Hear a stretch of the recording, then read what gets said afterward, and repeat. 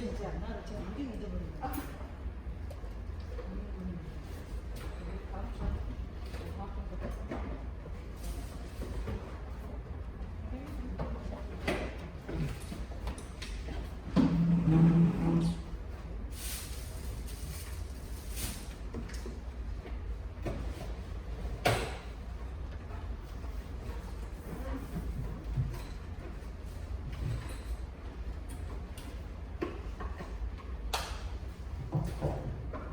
예, 시간이 돼서 진행을 하도록 하겠습니다.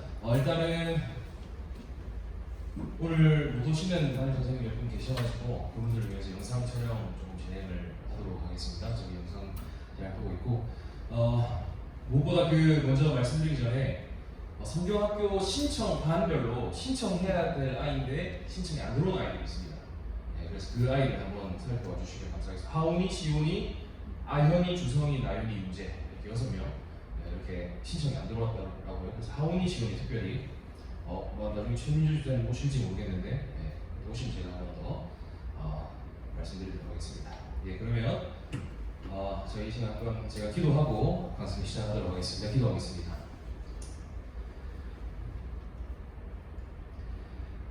사랑하는 예수님, 참으로 감사합니다.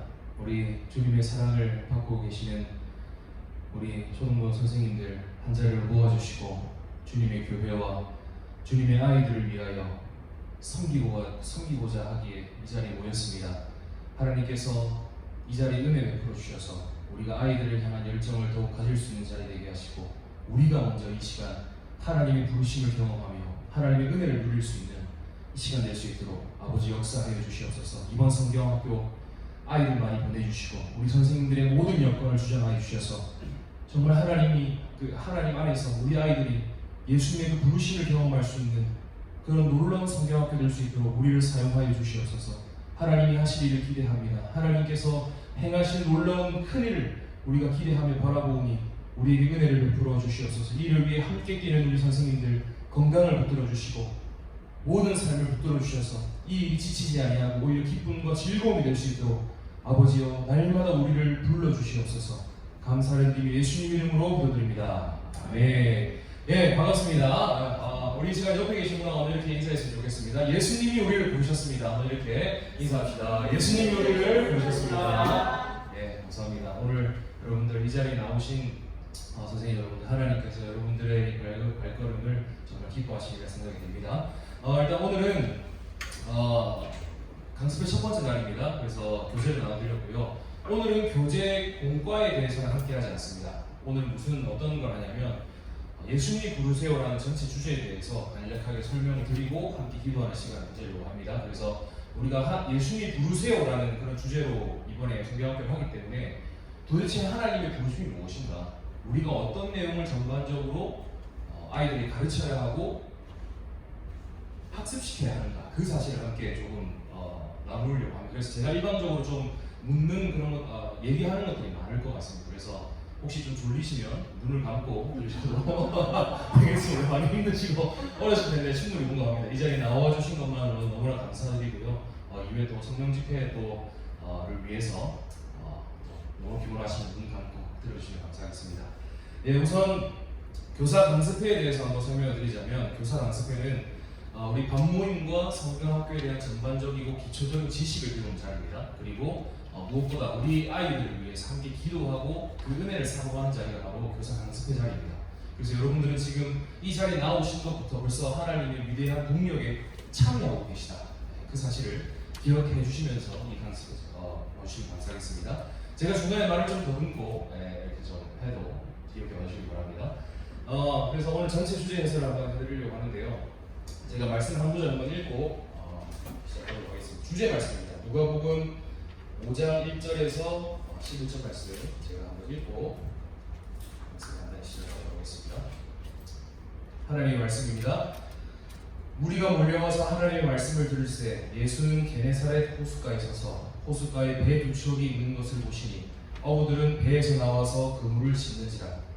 예수께서 한 배에 오르시니 그 배는 시몬의 배라. 육지에서 조금 떼기를 청하시고 앉으사 배에서 무리를 가르치시더니 말씀을 마치시고 시몬에게 이르시되 깊은 데로 가서 그물을 내려 고기를 잡아라. 시몬이 대답하여 이르되 선생님 우리들이 밤이 새도록 수고하였으되 잡은 것이 없지만은 말씀에 의지하여 내가 그물을 내리리이다 하고 그렇게 하니 고기를 잡은 것이 심히 많아 그물이 찢어지는지라. 이에 다른 배에 있는 동무들에게 손짓하여 와서 도와달라 하니 그들이 와서 두 배에 채우며 잠기게 되었더라. 시몬 베드로가 이를 보고 예수의 무릎 아래 엎드려 이르되 주여 나를 떠나소서 나는 죄인이로소이다 하니 이는 자기 및 자기와 함께 있는 모든 사람이 고기 잡힌 것으로 말미암아 놀라고 세베대의 아들로서 시몬의 동업자인 야고보와 요한도 놀랐습니다. 예수께서 시몬에게 이르시되 무서워하지 말라. 이제후로는 내가 사람을 취하리라 하시니 그들이 배들을 육지에 대고 모든 것을 버려두고 예수를 따르니라. 아멘. 자, 여러분 성경학교 주제 다들 아시죠? 지금 한번 힘차게 시작하면서 따라하셨으면 좋겠습니다. 예수님이 부르세요. 예수님이 부르세요. 한 번 더 따라하겠습니다. 예수님이 부르세요. 예수님이 부르세요. 좋습니다. 그래서 이번 성경학교의 목적은 예수님이 누구신지 알고 예수님이 우리를 부르시는 분인 것을 알고 그 부르심에 응답하는 아이들이 되도록 하는 것을 목적으로 합니다. 또한 이번 성경학교 목적이 무엇이냐? 예수님이 나의 죄를 용서하시는 분이시고 오늘도 나를 여전히 붙들고 계시는 분이시다. 그것을 우리 아이들에게 알려주고자 이 성경학교가 시작됩니다. 또 마지막으로 예수님이 나에게 주신 사명이 있습니다. 우리 아이들이 예수님이 나에게 주신 그 사명을 기억하고 그 사명에 순종하는 것을 목적으로 하는 성경학교가 이번 성경학교다라고 말씀을 드리고 싶습니다. 그래서 가장 중요한 것은 무엇이냐? 우리 아이들에게 이 하나님의 부르심에 대해서 가르치면요, 우리가 하나님의 부르심에 대해서 알아야 됩니다. 우리가 먼저 하나님의 부르심을 경험하고 그 부르심이 도대체 무엇이기에 여름 성경학 기간을 사용하면서까지 이것을 가르치냐, 그것을 우리가 알려줘야 돼요. 그래서 우리가 오늘 이 밤에 모인 겁니다.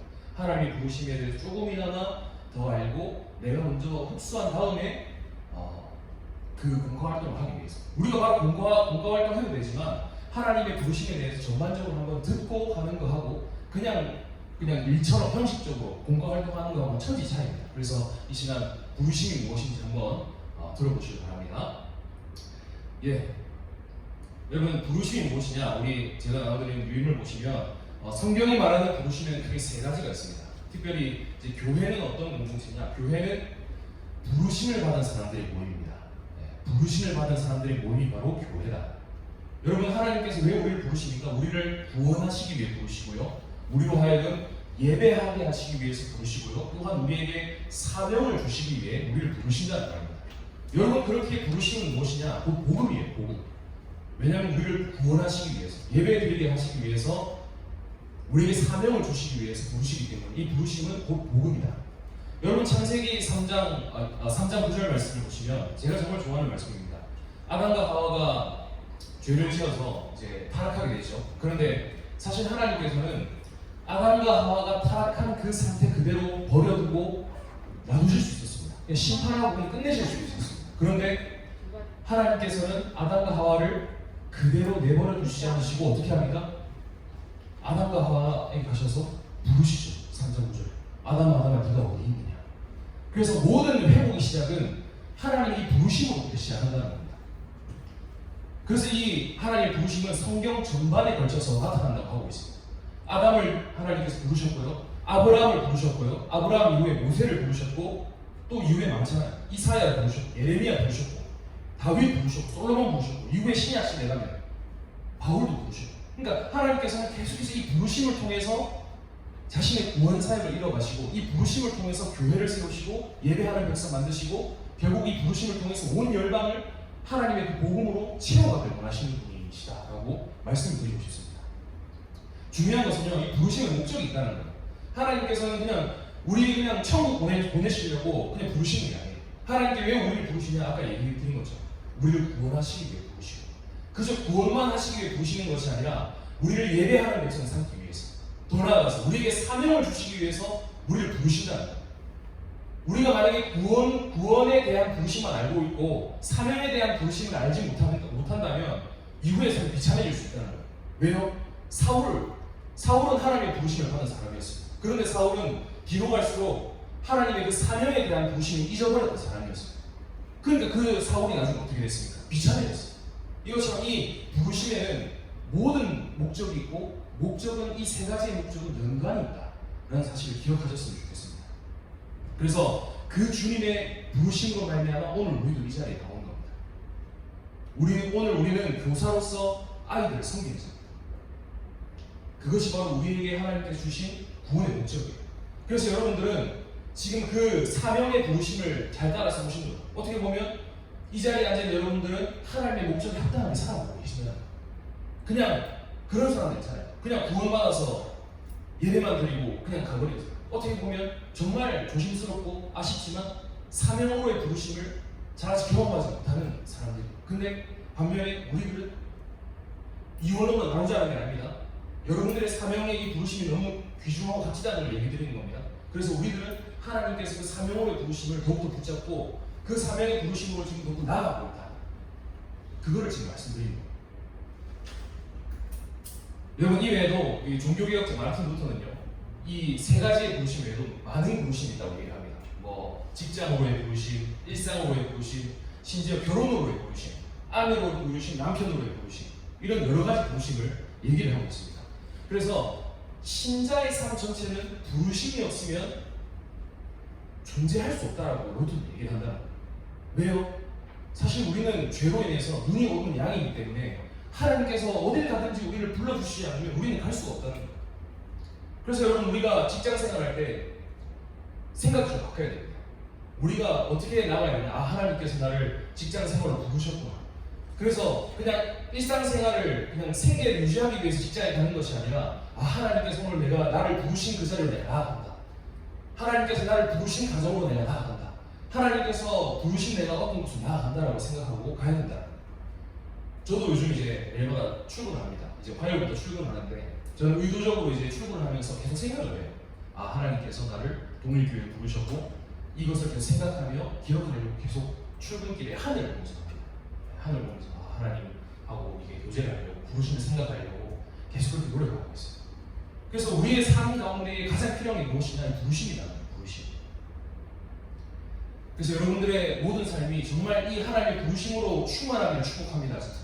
정말 우리의 모든 삶이 이 하나님의 부르심이 없이는 하루를 살아갈 수도 없고 하나님의 부르심만을 내가 간절히 붙드는 우리가 먼저 돼야 된다. 우리가 구원으로 부르심을 받았기 때문에 아까 얘기드린 것처럼 우리가 사명으로도 부르심을 받았다. 여러분, 여러분들의 사명은 무엇입니까? 지금 여기 앉아 계신 여러분들의 사명이 무엇입니까? 한 영혼이 나의 사명이에요. 여러분들 반에 지금 맡겨져 있는 한 명 한 명이 여러분들의 사명이라고. 네. 그 사명을 여러분이 부름받은 사람들입니다. 그것이 우리가 구원받은 목적입니다. 여러분, 제가 올해 초반에 말씀드렸는데 우리가 가르치는 아이들은 한민족과 같은 아이들입니다. 한민족이에요. 그냥 한 아이로 그냥 보는 게 아니라 한민족으로 봐요. 왜냐하면 우리가 가르치는 아이들이 나중에 커서 한민족을 통치할 지도자가 될지 아무도 모르는 겁니다. 네, 정말. 그래서 우리는 한 아이를 가르치는 것으로 생각하는 게 아니라 내가 지금 한민족을 담당해서 키우고 있는, 양육하고 있는 하나님의 엄청난 지금 사명자다라고 생각하십시오. 여러분, 하나님께서 아브라함을 부르셨을 때 아브라함 한 명을 부르신 것이지만 사실 아브라함 안에서 온 열방을 부르신 겁니다. 네, 아브라함 안에서 온 열방을 부르셨어요. 그 부르심이 오늘도 우리를 통해서 아이들에게 계속 전달해야 됩니다. 그래서 이번 성경학교는 총 3개회가 이루어집니다. 3개회가. 첫 번째는 예수님이 부르세요라는 과로 진행되고요. 두 번째는 예수님이 붙드세요라는 과로 진행되고 세 번째는 예수님이 보내세요라는 과로 진행이 됩니다. 아까 한번 설명을 드렸지만 오늘은 전체 주제에서 부르심이란 무엇이고 아이들이 어떤 내용에 대해서 간단히 배울 것인지 우리가 먼저 들어보는 시간을 가지려고 합니다. 그래서 이 각과에는 한 인물에 관한 얘기가 나옵니다. 어떤 인물에 관한 얘기가 나오냐? 베드로에 관한 얘기가 나옵니다. 여러분 베드로 아시죠? 네, 베드로에 관한 얘기가 모든 과에 걸쳐서 등장하고 있습니다. 그래서 이 모든 과들은 베드로의 삶을 통해서 오늘날 우리에게도 이 예수님의 부르심이 계속해서 이어지고 연결되고 있다라는 사실을 우리 아이들에게 알려줘야 합니다. 여러분, 예수님께서 어디에서 태어나셨죠? 혹시 아십니까? 예수님이 태어나신 것. 힌트는 빵집입니다. 베들레헴. 네. 예수님께서 태어나신 곳은 베들레헴. 그러면 예수님께서 자라나신 곳은 어디이신지 아십니까? 어디요? 예, 예수님 앞에 지역 이름이 많이 붙죠. 무슨 예수? 네, 나사렛입니다. 나사렛에서 예수님은 베들레헴에서 태어나셨고요, 나사렛에서 자라오셨던 분이죠. 그러면 여러분, 예수님께서 공생애를 시작하셨죠. 네, 공생애 몇 살부터 시작하셨죠? 네, 30살. 예전에 구약 시대에 보면 레위인의 공식적인 사역 시작 기간이 30살입니다. 그래서 그리스도는 참된 레위인으로서 이렇게 사역을 시작하셨다, 그렇게 보셔도 되고요. 예수님께서 공생애를 시작하시면서 주로 베이스 캠프로 삼으셨던 곳이 있습니다. 혹시 거기 어디인지 아십니까?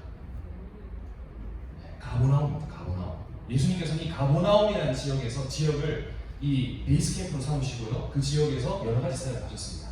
이 가버나움 근처에 어떤 호수가 있습니까? 갈릴리 호수가 있습니다.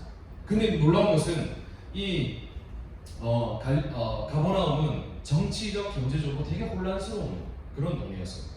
말씀 다 드릴 수는 없지만, 너무 길어져서 말씀 다 드릴 수는 없지만, 헤롯 대왕이라는 사람이 자기 아들들에게 나라를 나눠줘가지고 자기 아들들이 분봉왕이라는 이름으로 여기서 다스리고 저기서 다스리고 되게 어지러웠어요. 그래서 동쪽에서 문제가 생기면 예수님께서 가버나움에 계시고 약간 맞물리는 지역이 있었거든요. 그래서 동쪽에서 무슨 일이 생기면 서쪽으로 가시고 옮겨서 사역하시고, 서쪽에서 사역하시다가 좀 문제 생기면 다시 동쪽으로 가시고, 약간 하면서 예수님께서 지혜롭게 사역을 하신 곳이 바로 이 가버나움이라고 할 수 있습니다. 그래서 여러분, 징기스칸에 대한 말 중에 이런 말이 있습니다.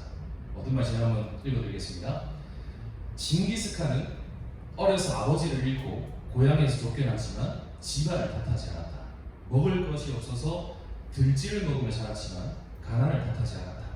배운 것이 없어서 자기 이름을 쓸 줄도 몰랐지만 무식을 탓하지 않았다. 적은 군사로 대군을 맞서야 했지만 환경을 탓하지 않았다.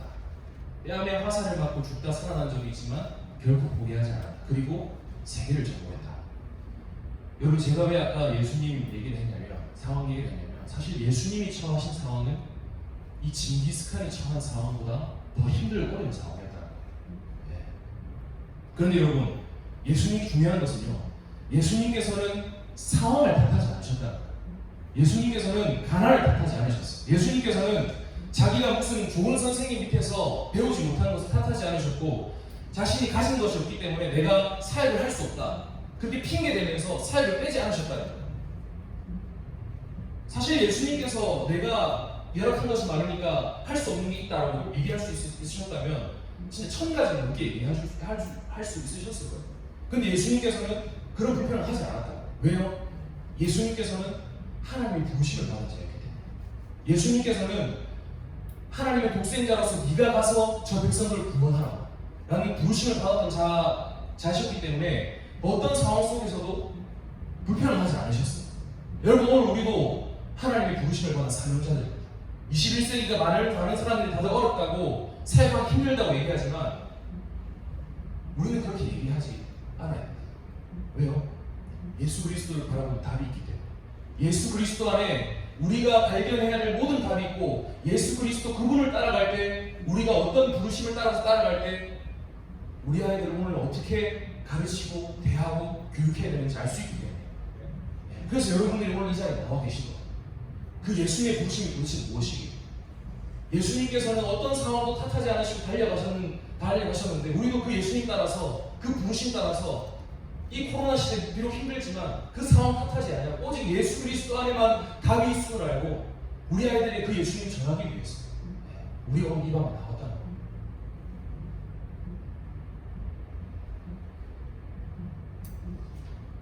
여러분, 그래서 오늘 이번 성경학교 통해서 우리 아이들에게 말해주어야 되는 것은 환경을 핑계대는 것, 이렇게 합니다. 오늘날 살기 힘들다, 살기 힘들어서 코로나 이런 것 때문에 우리가 많이 못 배운다, 이런 게 아니라, 우리 아이들이 이번 성경학교를 통해서 어떤 걸 얘기해줘야 되냐, 예수님께서는 하나님의 부르심을 받은 자로서 어떤 상황 속에서도 그 부르심을 따라 살아갔다는 거, 그걸 알려줘야 된다는 거. 이게 삶과 내용하고 연결됩니다. 이게 삶과 내용하고 연결돼요. 예수님께서 그렇게 사신 것을 제자들이 보았기 때문에 그들은 살아났습니다. 예수님께서 그 부르심 따라 살아갔다는 것을 잘 본 초대교회 성도들도 살아나서 지금까지 역사에 남아서 지금까지 계속 나오고 있는 겁니다. 그래서 우리는 그 예수님을 기억하고 주목하고 그 부르심을 기억해야 합니다.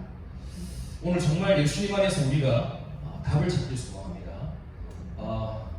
1번 베드로를 부르심 한번 보도록 하겠습니다. 1번 베드로를 부르심 마가복음 1장 16절 17절만 한번 읽겠습니다. 예수께서 이르시되 나를 따라오라 내가 너희로 사람을 낳는 어부가 되게 하리라 하시니. 예. 여러분 예수님께서 해변을 지나가셨어요. 해변을 지나가셨는데 예수님께서 왜 해변을 지나가셨냐? 그냥 뭐 내가 좀 놀려고 그냥 뭐 이렇게 좀 신성부업일 수도 있는데 예수님께서 수영복 입으시고 막 아우 해변에서 놀자 하면서 지나가신 게 아니에요. 예수님께서 왜 해변을 거니셨냐면 마을 한번 돌아다니시면서 내가 어디서 사역을 해야 되고 어떻게 사역을 해야 될지 이렇게 한번 둘러보신 거예요. 둘러보시다가 누구를 만날까요, 여러분? 시몬과 그 형제 안드레를 예수님께서 만나셨다는 거예요. 이 말은 무엇이냐? 이제 같이 일할 사람을 만나는 예수님이 이제 나와 같이 일할 사람을 내가 만났다 라고 얘기를 하시는 거예요. 그래서 그들이 그물을 던지는 걸 보았습니다. 그래서 그 시몬과 안드레에게 이제 나를 따라오라 라고 얘기를 하셨습니다. 내가 이제 너희로 물고기를 낳는 사람이 아니라 사람을 낳는 법으로 너희를 부른다 라고 말씀하신 것이죠. 여러분 이 말은 뭐냐면 이제 내가 너의 인생을 한 단계 더 높은 차원으로 부르겠다는 말씀입니다. 우리의 인생의 목적을 정말 참되는 목적을 너희들이 찾고 거기로 나아오라는 예수님의 초청입니다. 여러분 물고기 잡는 것은 죄가 아닙니다. 물고기 잡는 것 당시로 생각해보면 사업입니다. 사업. 우리가 뭐 돈을 벌고 여러 가지 한 사업을 당시에 물고기 잡는 것을 표현했는데 그 그물을 버리고 따라갔다. 이제 너희가 어부가 아니라 사람을 낳는 어부로 내가 하겠다는 것은 그 물고기 잡는 게 잘못된 게 아니라 죄가 아니라 그것이 인생의 최고의 목적이 될 수가 없다는 거예요. 그 물고기 잡는 것. 우리가 돈 벌고 우리가 그렇게 안위를 누리고 안정적으로 사는 것이 우리 인생의 최고의 목적이 될 수 없다고 예수님이 말씀하시는 거예요. 우리 인생이 그저 사업을 해서 돈 많이 벌고 안정적으로 살고 유명해지고 이런 것에 머물고 있다면 그 사람이야말로 정말 예수님의 부르심이 간절히 필요한 사람입니다. 우리 아이들 어떻게 살아가고 있습니까? 솔직히 얘기해서 여기에 다 해당되잖아. 우리 아이들이야말로 지금 이 예수님의 부르심이 가장 필요하다. 우리의 인생의 목적은 그저 우리가 이 세상에서 잘 먹고 잘 살고 좋은 데 가고 그냥 고기 잡아서 돈 벌고 안정적으로 사는 거기에 머물러 있으면 안 된다는 거예요. 여러분 만약에 제가 돈 버는 것에 최고의 목적이 돼서 그렇게 살아간다면 우리 아이들이 저를 보고 무엇을 배우겠어요? 똑같이 배우는 거예요.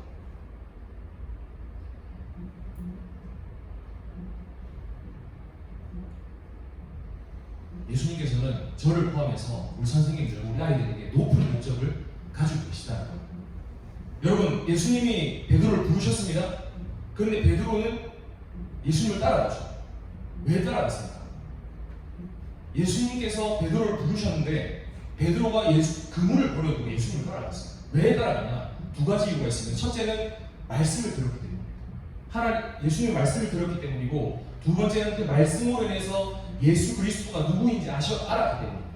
여러분 그래서 우리가 이번 선교학교 때 뭐 전해야 됩니까? 말씀 전하라. 그래서 말씀 전하는 겁니다. 오직 우리의 진짜 인생의 목적과 우리가 따라가야 될 분을 알 수 있는 방법은 하나님의 말씀밖에 없어요. 하나님의 말씀을 통해서 정말 하나님이 누구신지 하나님이 정말 나의 모든 것을 버리고 따라갈 수 있는 그런 분인지를 발견을 하면 우리 아이들이 따라간단 말이에요. 그래서 베드로도 예수님의 말씀을 들었습니다. 예수님이 하신 그 말씀을 통해서 예수님이 누군지를 알았기 때문에 베드로가 예수님을 따라갔다는 거예요. 말씀과 취한 부분 한번 보실까요? 누가복음 5장입니다. 빨간 글씨를 보시면 깊은 데로 가서 그물을 내려 고기를 잡으라고 말씀하시죠. 근데 이제 시몬이 대답해서 우리 이제 못 잡았습니다. 못 잡은 고기 없습니다.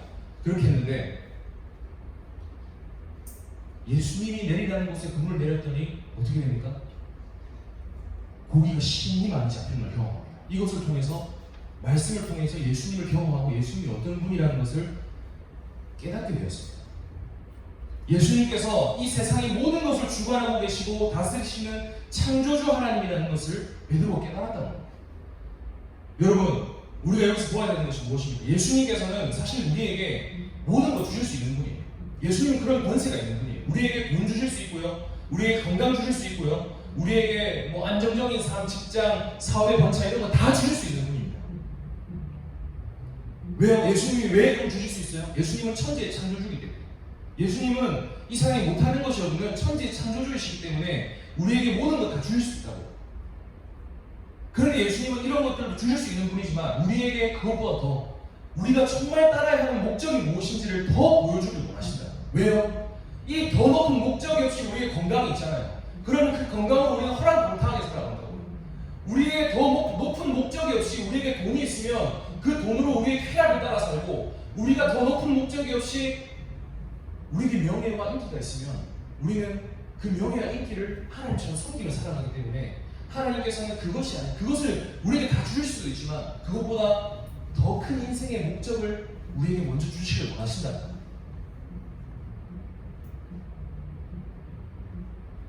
여러분들 인생에 기도할 점이 많으시죠?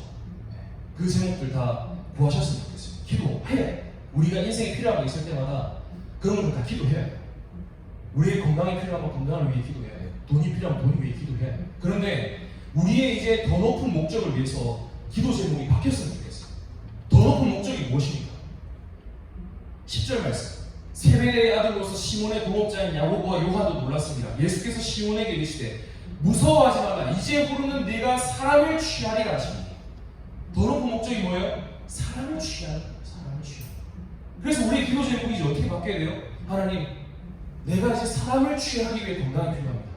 하나님, 내가 이제 사람을 취하기 위해 재물이 필요합니다. 나에게 주시옵소서. 하나님, 내가 사람을 취하기 위해 이 모든 것들이 필요합니다. 우리의 목적부터가 그렇게 바뀌어야 된다는 거예요. 그것을 위해 예수님께서 여러분들을 부르셨다는 거예요. 그런 우리 밑에서 배우는 아이들이 인생의 목적을 아는 것이지, 우리가 돈을 최고의 목적으로 삼고 성공을 최고의 목적으로 삼고 살아간다면 우리 밑에서 배우는 아이들은 그런 아이들이 되는 겁니다.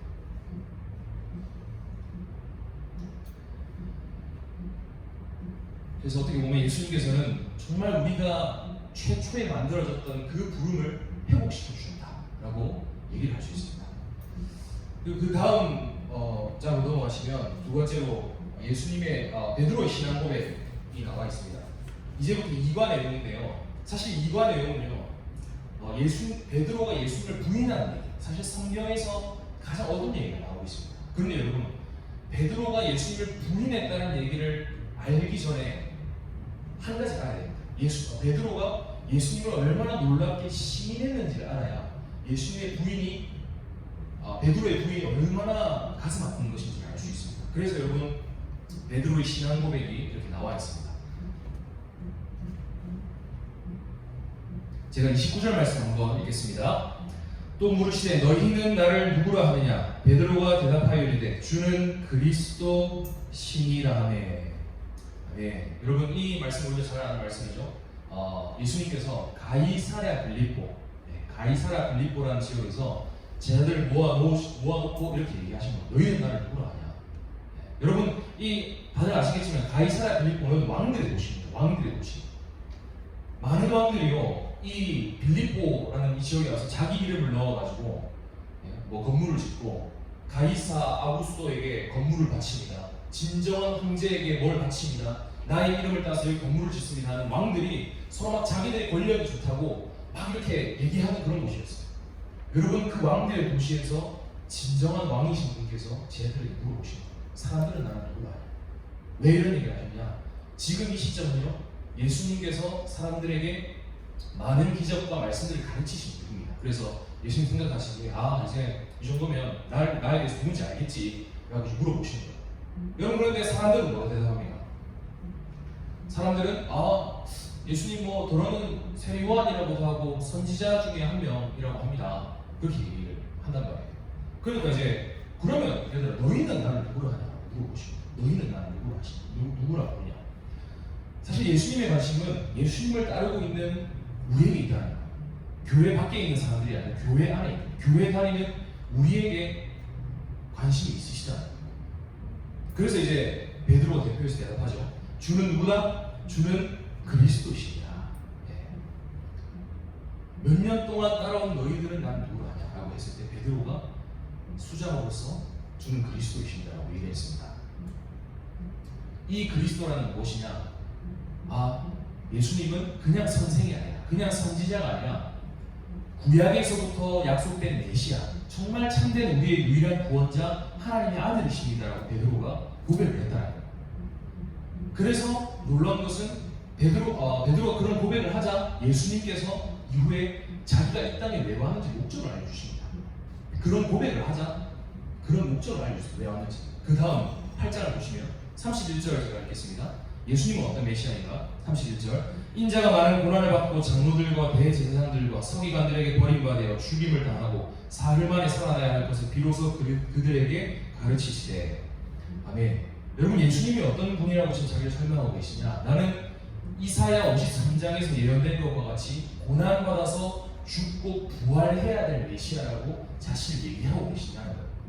여러분, 정말 많이 들어보셨겠지만 당시 유대인들은 정치적이고 경제적인 메시아라고 했습니다. 왜요? 로마의 압제를 받고 있었는데, 로마가 이 이스라엘을 지배하고 있었기 때문에 다윗 때와 같이 우리 다윗 때 정말 잘 살았는데, 다윗 때 우리 떵떵거리며 살았는데, 우리 막 잘 먹고 잘 지내고 어딜 가고 이기고 그런 삶을 살았는데 이제 그런 메시아가 오겠구나. 정치적 경제적 메시아를 이 유대인들은 계속 기대했다는 거예요. 우리를 로마의 압제로부터 해방해줄 그런 사람.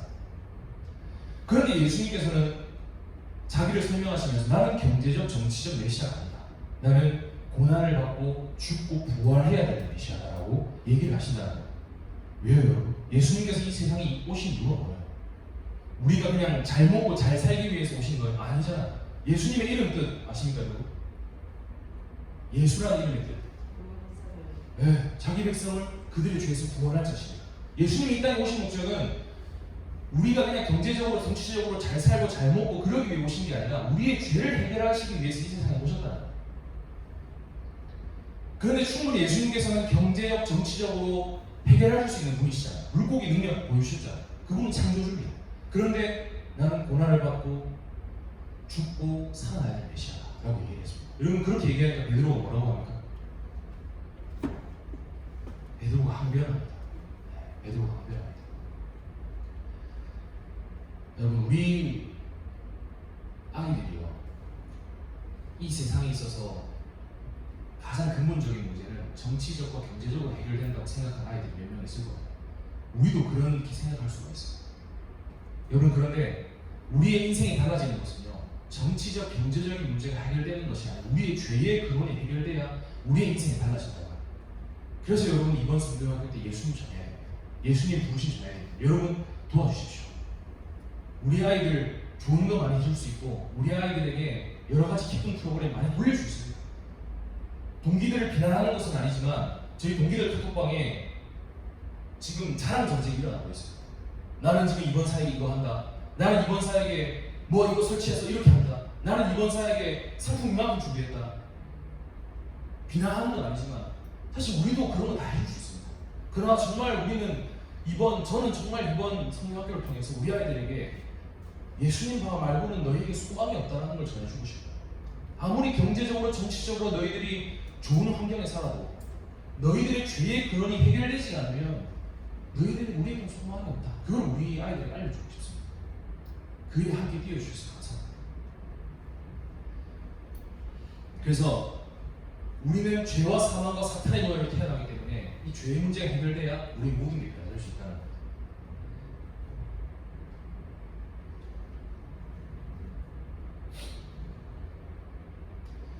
여러분, 그래서 베드로가 이렇게 예수님께서 얘기하시자 베드로가 이제 항변을 합니다. 여러분, 항변하는 말의 뜻을 아시겠지만 꾸짖는다는 거예요. 베드로가 이런 말을 들으니까 예수님을 꾸짖습니다. 제자가 예수님 왜 그런 얘기를 하시냐고, 조용히 하시라고 예수님한테. 그러니까 예수님이 뭐라고 하세요? 네가 나를 꾸짖어? 나도 너를 꾸짖는다. 사탄아, 내 뒤로 물러가라. 여러분이 사탄아, 내 뒤로 물러가라는 말은 예수님께서 하시는 표현 중에 가장 강력한 표현이에요. 예수님께서 하신 표현 중에 이런 강력한 표현이 있죠. 독사의 새끼들아. 이것보다 1000배 강력한 표현이 사탄아 내 뒤로 물러가라는 표현이에요. 왜 여러분 베드로에게 이런 말 하셨을까요? 베드로가 가지고 있는 메시아에 대한 생각이 완전히 잘못됐기 때문에 예수님을 많은 세월 동안 따랐지만 베드로는 지금 예수님의 메시아에 대한 생각이 완전히 지금 잘못 틀려가고 있다는 거예요. 그냥 교회 밖에 있는 사람들이 예수님에 대해서 오해하고 잘못 생각하는 건 예수님 봐주실 수도 있습니다. 그러실 거야. 왜냐면 모르니까. 그런데 예수님을 따른다고 하면서 예수님이 어떤 메시아라는 그런 사실에 대해서 오해하고 잘못 생각하는 그런 사람들에게는 이렇게 언이 꾸짖으신다고. 이런 베드로에게 34절로 말씀하십니다. 뭐라고 하십니까? 무리와 제자들을 불러 이르시되 누구든지 나를 따라오려거든 자기를 부인하고 자기 십자가를 지고 나를 따를 것입니다. 여러분 오늘날 교회를 병들게 하고 어지럽히는 사람은 다른 사람이 아니라 바로 이런 사람들입니다. 내가 예수님을 따르고 예수님을 믿는다 하지만 예수님에 대한 잘못된 생각, 메시아에 대한 그런 나만이 가지고 있는 그런 생각들을 가지고 있으면 이런 사람들이 교회를 많이 어지럽힙니다. 난 예수님을 따르지만 예수님은 나를 편안하고 안전하게만 살게 해줄 나의 욕구를 채워주는 그런 메시아. 그런 메시아로 생각하고 있습니다. 여러분 아이들하고 한번 얘기해보세요. 아이들이 얼마나 예수님에 대해서 이러한 생각을 가지고 있는지. 아이들 기도 제목 많이 물어보고 말잖아요. 이런 표현이 거역할지는 모르겠습니다만 사실 저는 한 번씩은 우리 아이들에게 예수님이 그냥 진인가? 그런 생각밖에 안 들어요. 가끔씩 진짜. 그냥 아이들이 예수님을 따른다고 교회 안에 나오고 있지만 정말 아이들이 그런 예수님을 생각하고 대하는 걸 보면 그냥 자신의 그런 뭔가 그런 것들만은 막 자기가 원하는 것들만 이렇게 받아내려고 하는 그런 존재인가 예수님이? 그런 생각들이 저한테 일어날 때도 있다. 비번성 대학교 때 그런 것들 좀 바꿔야 되지 않겠습니까? 그래서 우리가 먼저 예수님의 부름을 경험해야 된다. 그래서 예수님이 사탄아 내게로 물러가라 한 다음에 자기 부인에 대해서 말씀하십니다.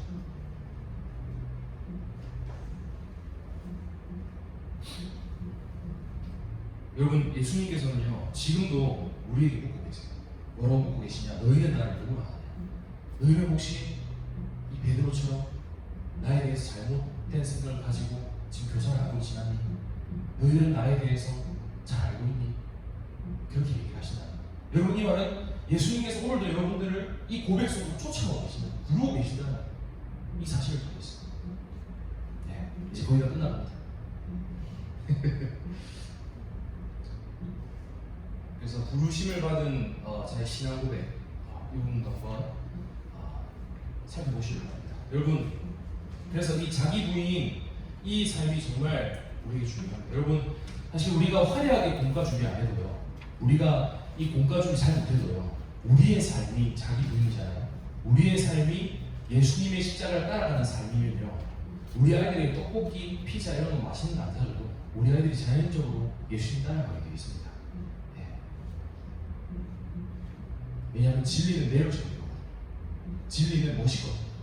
그래서 우리가 진리에도 달잖아요. 그러면 아이들은 저 선생님 되게 멋있게 산다. 저 선생님 되게 닮아가고 싶다. 그렇게 생각을 한다. 사실 우리가 어떻게 보면 어렸을 때 어떤 한 좋고 멋있는 크리스찬을 보고 우리가 이전에 나온 거잖아요. 어떤 분이 설교하신 어떤 한 분을 통해서라든지 아니면 초등학교 때 나를 돌봐주신 그런 선생님으로 인해서 내가 이 자리에 있다든지. 그래서 우리가 이번에 그런 교사가 돼야 된다는 겁니다. 저도 어렸을 때 많이 방황했지만, 중고등 시절에 많이 방황했지만 초등학생 시절 약 20년도 지났는데 그 선생님의 초등부 때 선생님의 모습 잊혀지지 않았습니다. 저를 위해서 뜨겁게 기도해 주시고 수영장에서 저에게 수박 먹으라고 그 수박 내밀어 주시던 그 선생님의 그 미소가 찬양할 때 뜨겁게 해주시던 그분의 그걸 잊지 못한다. 그래서 우리가 진리를 계속해서 쫓아가고 그 친구들에게 이러한 삶을 보여주면 우리 아이들은 우리에게 영향을 받고 자연스럽게 따라가게 되겠습니다. 여러분, 교육부에서 한 정기적인 설문조사가 하나 있는데 한번 소개해드리도록 하겠습니다. 초등학교 대상으로 교육부에서 정기적인 설문을 했다고 합니다. 2020년 7월달에 아이들의 장래 희망이 뭐냐라고 얘기를 했는데 놀랍게도요, 2021년 2월에 이렇게 발표가 나왔습니다. 놀랍게도 1위부터 5위까지가 다 돈 잘 버는 직업, 안정적인 직업, 유명한 직업, 다 이런 걸 얘기를 하더라고요. 물론 이런 것들이 잘못된 게 아닌데 이게 전부라고 생각하면 잘못된 거지 않겠습니까? 내가 그저 돈 많이 벌고 잘 먹고 잘 살고 이런 것들을 위해서 달려가는 것이 가장 큰 문제이기 때문에 우리가 이런 것에서 정말 잘 보여줘야 된다는 거예요. 제가 무슨 많이 준비해왔는데 그만큼 전달해드리지 못해서 좀 죄송합니다. 5세기 교부 얘기하고 넘어가도록 하겠습니다. 5세기 교부 아우구스티누스는 이런 말을 했습니다. 잘못된 자기 사랑은 자기 증오이며 올바른 자기 증오는 자기 사랑이다. 여러분, 이게 무슨 말입니까? 끊임없이 자기를 추구하는 것, 자기의 욕망을 추구하는 잘못된 자기 사랑이며 사실상 자기를 망치는 것과 같습니다. 자기 영혼을 건들게 하는 것. 그런데 올바른 자기 증오, 올바른 자기 부인은요, 예수님을 쫓아가는 것이고 그 예수님을 쫓아가기 때문에 우리 자신을 사랑하는 것이라고 아우구스티누스가 얘기하고 있습니다.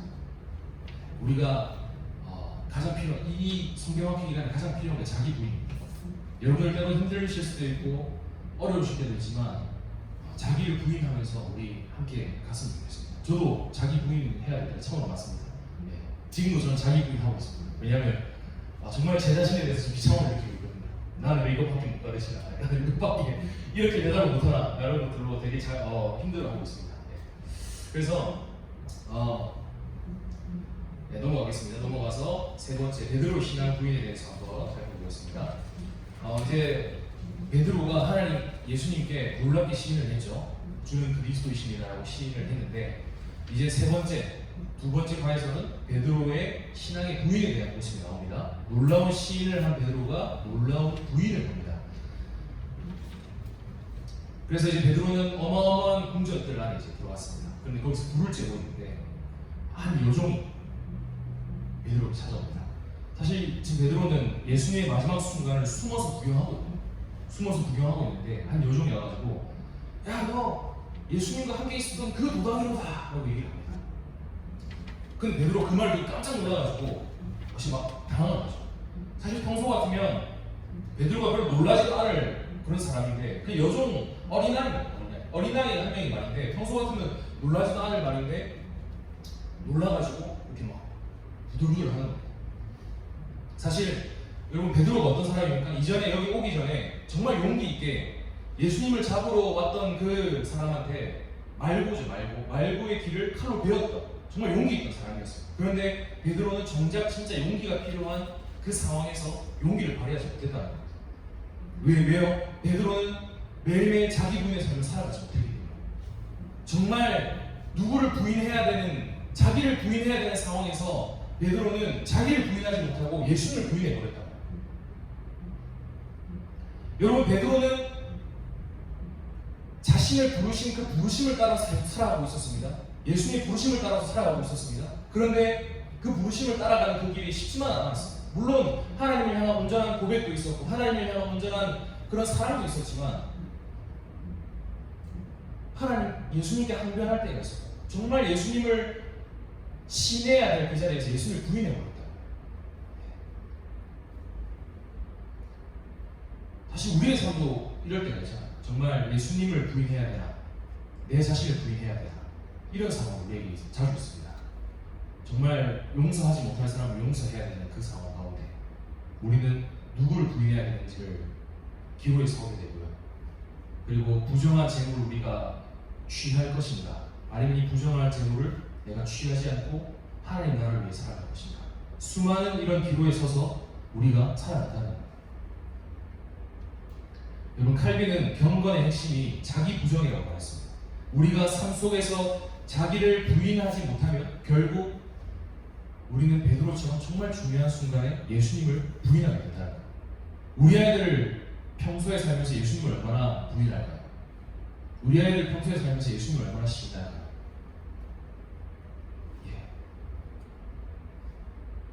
저는 학창시절 예수님 많이 부인했습니다. 저는 그런 놈입니다. 부끄러운 죄인이죠. 우리 아이들도 다르지 않다고 생각합니다. 기도하는 거 부끄러워서 예수님 부인할 때가 있을 것이고, 때로는 교회 가는 거 부끄러워서 예수님 부인할 때가 있을 것이고, 그런 내용을 이과에서 다룹니다. 여러분들도 가끔씩 그런 경우가 있을 거라 생각됩니다. 그렇게 우리에게 가장 먼저 필요한 것이 예수님 부르십니다. 그런데 놀라운 것은 이제 베드로가 앞들로 나아갑니다. 앞들로 나아가서 이제 좀 피하려고 했는데 여종이 베드로에게 계속해서 끈질기게 물어본다는 거예요. 이제 두 번째, 세 번째 부인을 하는 겁니다. 베드로가. 여기서 베드로가 특이한 표현이 나오는데 저주하며 맹세했다라고 얘기합니다. 저주하며 맹세했다. 많은 어떤 사람들이 저주가 예수님을 향한 저주였을 것이다 라고 얘기를 하는데, 사실 이거는 자기 자신을 향한 저주입니다. 내가 거짓말을 했다면 하나님께서 나에게 벌을 내리실 것이다. 내가 진짜 이게 아니라면 하나님께서 나를 저주하실 것이다 라는 그런 큰 벌을 내리실 것이라는 자기 자신에 대한 저주라는 거예요. 근데 실제로 정말 이게 자기 자신의 큰 저주가 됐죠. 여러분, 겉으로 이 십자가를 부인하고 자기 자신을 부인하는 것이 정말 쉬운 일 같고 눈앞에 이익을 쫓아가는 것 같지만 정말 우리에게 큰 해가 된다는 걸 알아야 돼요. 그때 어떤 일이 생깁니까? 닭이 울었습니다. 두 번째 닭이 울었어요. 그래서 베드로는 못난 자신의 행동을 회개하고 뉘우칩니다. 여기서 가룟 유다와의 차이가 있습니다. 가룟 유다는 자기의 잘못을 그냥 뉘우치고 끝났어요. 근데 베드로는 이후에 울면서 회개하게 됐습니다. 여러분, 우리는 다 죄인입니다. 저도 죄인입니다. 우리는 지난 1년간 예수님을 부인하면서 살아온 적이 많습니다. 우리는 지난 한 달간, 지난 일주일간 예수님을 부인한 적이 많습니다. 우리 아이들도 마찬가지일 거예요. 그러나 여러분, 기억하셨으면 좋겠습니다. 예수님께서는 회개하며 돌아온 자에게는 반드시 회복을 약속해 주시고요, 회개하고 돌아온 자에게는 죄 사함을 용서해 주십니다. 우리 아이들에게 그런 사실을 이번에 알려주고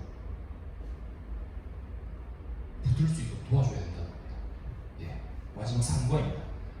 3과에는 이제 예수님 베드로의 신앙 재고백이 나옵니다.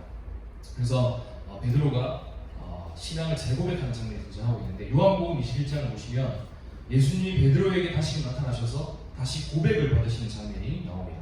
왜 다시금 찾아가셔서 고백을 받습니까? 이제 진정한 다시금 사명을 다시금 주시기 위해서 예수님을 베드로를 다시 부르시러 가신 겁니다. 여러분, 베드로는 부활에 대한 소식을 들었는데요, 이제 아직 와닿지 않았던 겁니다. 아직 와닿지 않아서 힘든 상태였고, 게다가 자기가 예수님을 3번이나 부인했다는 그 사실로 말미암아 되게 힘들었을 거예요. 그래서 베드로는 6명의 제자들을 데리고 가버나움으로 다시 돌아갑니다. 갈릴리 호수 다시 돌아가서 물고기를 잡습니다. 물고기를 잡는데 이전처럼 다시 안 잡히는 거예요. 그런데 어떤 사람이 갑자기 와가지고, 야, 거기 그쪽에 한번 그물 던져봐라 이렇게 얘기를 하는 거예요. 그래서 사람들은 무슨 베테랑 어부가 와가지고 좀 우리를 도와주는 것 같다 해서 딱 던졌는데 어떤 일이 일어납니까? 물고기가 실수도 없이 많이 올라오죠. 그러니까 여러분, 이 장면이 묘하게 베드로가 예수님을 처음 만났던 그 장면하고 이렇게 묘하게 겹쳐집니다. 이제 그렇게 되니까 베드로가 주님이시다 깨닫고 겉옷을 입고 물속에 뛰어들어서 주님한테 가죠. 그러니까 올라가니까 이제 어떤 상황이 펼쳐졌습니까? 예수님께서 모닥불 피워놓으시고 이렇게 조반을 차려놓은 상황이 펼쳐집니다. 놀라운 것은 이 처음 만난 장면을 회상시켜 주시고요, 또한 모닥불을 피워놓으시면서 베드로가 예수님을 부인했던 것을 다시금 회상시켜 주시면서 다시금 나에게 나아오라고 예수님이 부르고 계시다는 겁니다. 상고가 그런 내용입니다. 예수님이 다시금 나를 부르셔서 나에게 사명을 주시다. 그 내용을 상고가 얘기하고 있는 겁니다. 그래서 이 요한복음 21장을 보면 예수님이 물으시죠. 요한의 아들 시몬아, 네가 이 사람들보다 혹은 이것들보다, 이 배와 그물들보다 나를 더 사랑하느냐?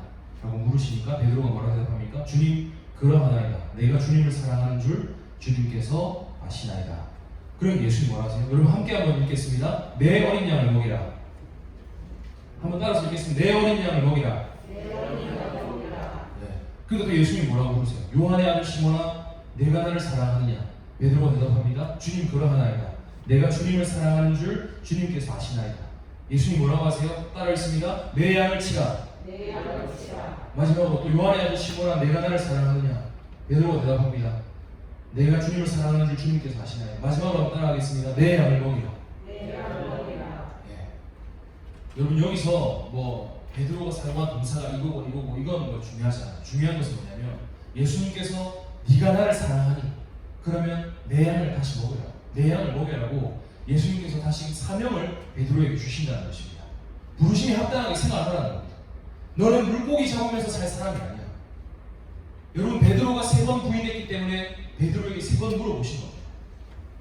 이 3번의 트러블을 완전히 씻어버릴 수 있도록 이렇게 물어보신 겁니다. 여러분 이 예수님의 다시 찾아오셔서 이 질문이 없었다면요, 베드로는 평생토록 트라우마에 쌓여가지고 우리가 생각하는 그런 위대한 베드로가 되지 못하셨을 거예요. 그런데 예수님은 어떤 분입니까? 우리가 늘 실패하고 좌절하는 그 상황 가운데에서도 우리에게 다시 찾아오셔서 괜찮다, 다시 일어나서 나와 함께 하자. 네가 나를 사랑하니? 그렇다면 다시 함께 하자. 계속해서 붙들어주시고 세워주시는 분이라는 거예요. 우리 아이들 정말 많이 넘어집니다. 앞으로 우리 아이들 부르심을 오늘 이번에 경험했다 하더라도 우리 아이들이 앞으로 살아가는 그런 날들 보면 많이 넘어질 거예요. 왜냐하면 저도 그랬거든요. 그럴 때마다 우리 아이들에게 뭘 알려줘야 됩니까? 그럴 때마다 예수님 그리스도께서는 너를 버리지 아니하시고 너에게 계속 찾아오셔서 너를 붙들어 주시고 너에게 사명을 주시고 그렇게 얘기를 해야 된다.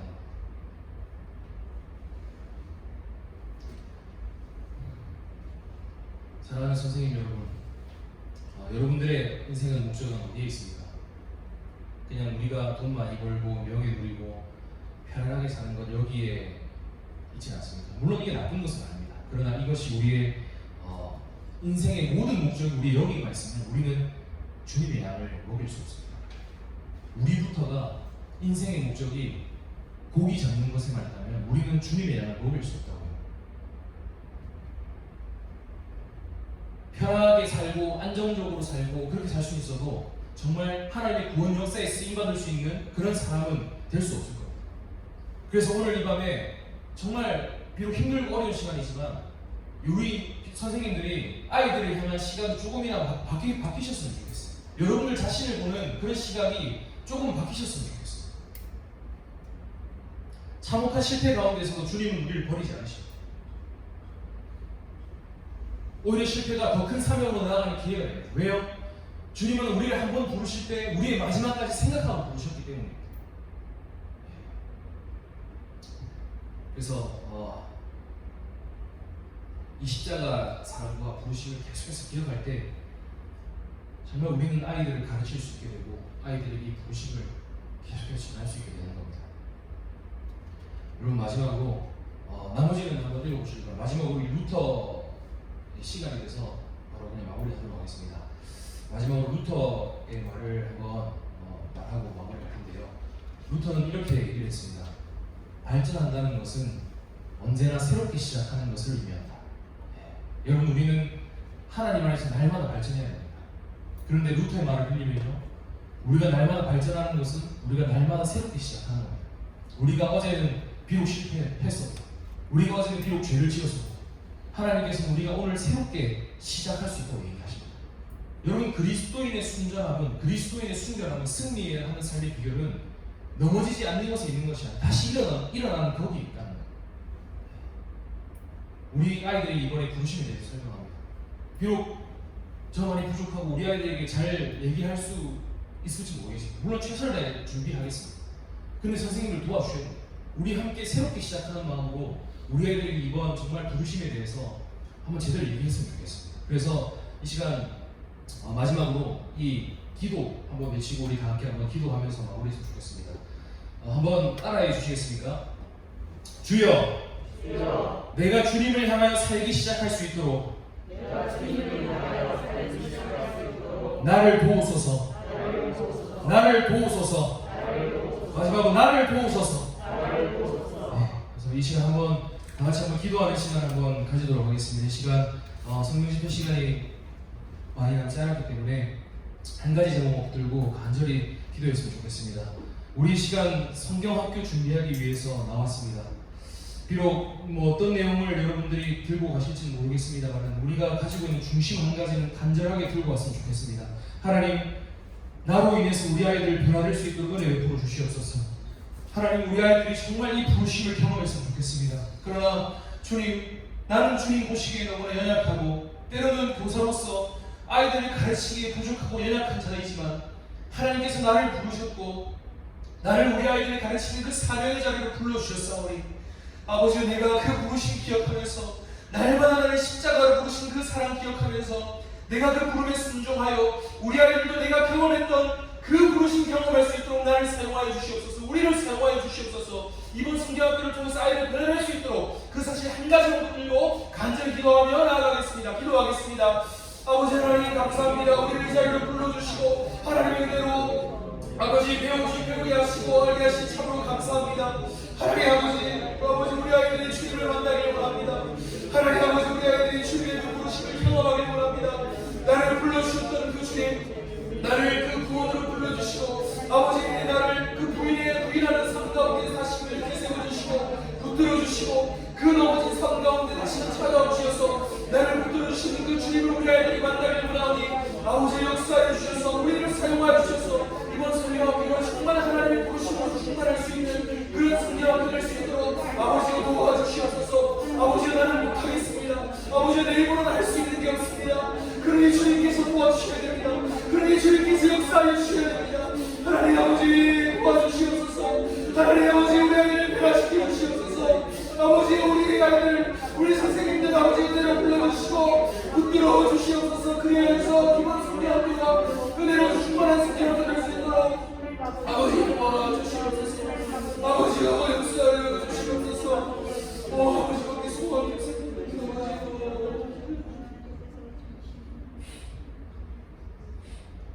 하나님 아버지, 감사합니다. 이 부족하고 못난 저를 세우셔서 주님의 존귀한 자녀들에게 작게나마 진리를 말하게 하시고 가르치게 하시니 감사합니다. 하나님, 저는 비록 부족하고 무익한 자이지만 위대한 스승이신 성령께서 우리 각 선생님들 안에서 각자가 적응되게 하시고 이 진리를 깨닫게 하셔서 하나님을 향한 열정과 아이들을 향한 사랑과 이 성경학교를 향한 열망이 일어나게 하셔서 이번 성경학교를 통하여 아이들을 기필코 하나님의 은혜의 강가로 내가 인도하고야 말리라 하는 그런 열정을 가지고 살아갈 수 있는 그런 선생님이 될 수 있도록 역사해 주시고 아버지, 우리가 이 배운 진리 조금이나마 우리 아이들에게 전해서 우리 아이들이 정말 하나님의 부르심을 경험하며 하나님의 붙드심을 경험하며 보내심을 경험할 수 있는 그런 아이들 될 수 있도록 주여 도와주시옵소서. 우리 아이들의 인생의 목적이 그저 이 세상에 있는 곳으로 끝나는 것이 아니라 하나님께 있게 하시고 사람을 취하는 그 일에 우리 아이들 기쁘게 쓰임받을 수 있도록 주여 역사하여 주시옵소서. 그 일에 우리 선생님을 사용하여 주시고 우리 선생님들의 입술을 통하여 손을 통하여 행동을 통하여 진리가 전해질 때에 하나님께서 이 선생님들을 통하여 거룩한 진리와 하나님 나라의 확장을 영광스럽게 이루어 주시옵소서. 예수님의 이름으로 기도드립니다. 아멘. 감사합니다. 부족한 연습해 주셔서 감사하고요. 시간 내서 올라가시면 되겠습니다. 혹시 우리 그 부장님이랑 주집사님은 한 5분이면 될 것 같은데 그 이제 현수막 다는 거 한 번만 도와주시겠습니까? 네, 지금부터 달아놔야 주일날 이렇게 시간이 좀 많이 걸릴 것 같아가지고 금요 같이 한 5분 정도만 달고 이렇게 올라. 예. 아, 예. 감사합니다. 예, 그러면 연습 마무리하도록 하겠습니다. 감사합니다. 그리고 다음 주에 이제 본과에 대해서 간단히 설명하는 시간 가지도록 하겠습니다. 오늘 나눠드린 교재는 집에 가셔서 한 번씩 살펴보시면 아마 재밌으실 것 같아요.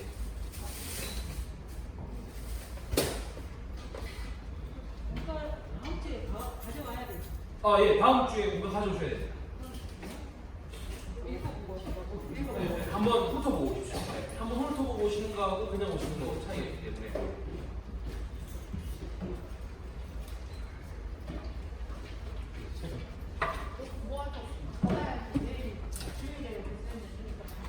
올라가야 돼.